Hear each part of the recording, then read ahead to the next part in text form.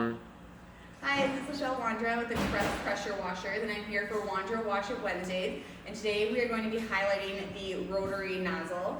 And these are generally used for hog houses, and they are great for shop room floors. And they work great because they have 10 times the cleaning power as your traditional tips here.